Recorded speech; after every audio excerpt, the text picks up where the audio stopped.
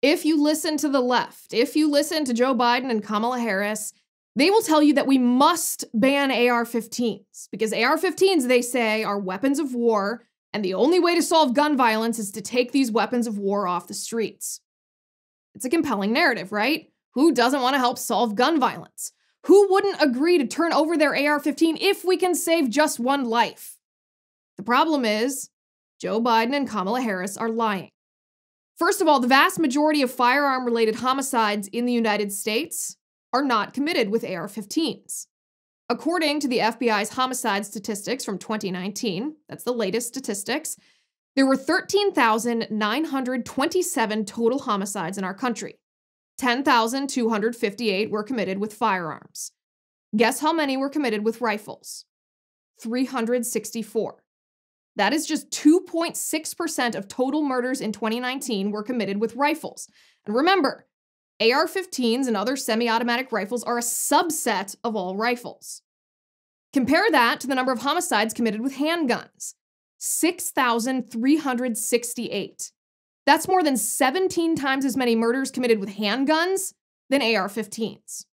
In fact, there were 1,476 homicides committed with knives in 2019, and 397 homicides committed with clubs and hammers, and 600 homicides committed with people's hands and feet. But where are Kamala Harris, Joe Biden, and leftists calling to ban knives, ban clubs, ban handguns, and hands and feet and hammers? They're silent. Because the truth is, AR-15s are used in a tiny, tiny fraction of homicides in our nation. Secondly, AR-15s are not weapons of war, and they are not automatic weapons. AR-15s were specifically made for a civilian citizenry. And the AR part does not stand for assault rifle or automatic rifle. It stands for Armalite rifle. AR-15s are semi-automatic rifles, which means one round is released with each pressure on the trigger. Government has no right to ban AR-15s or semi-automatic rifles anyway. Our right to keep and bear arms is protected in the U.S. Constitution, and the U.S. Supreme Court has ruled that the Second Amendment applies to all firearms in the common use. That means if Joe Biden tries to use government to ban AR-15s, that is not the same as government banning private ownership of tanks, because AR-15s are in common use.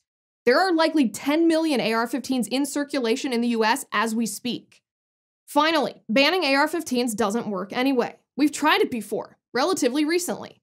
The 1994 to 2004 assault weapons ban did not work, according to a Department of Justice report from 2004, which read, and I quote, "We cannot clearly credit the ban with any of the nation's recent drop in gun violence.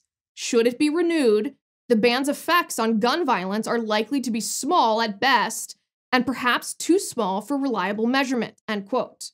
The truth is, when Democrats try to ban AR-15s or convince you that semi-automatic rifles are weapons of war simply because they look scary, it's a short jump to banning handguns and private gun ownership in general.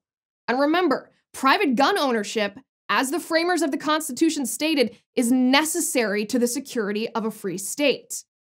So when Joe Biden and Kamala Harris tell you, don't you want to save lives by banning AR-15s, you respond to them by asking, if you want to save lives, why don't you ban hands and feet, which are used to kill more people in the US every year than AR-15s?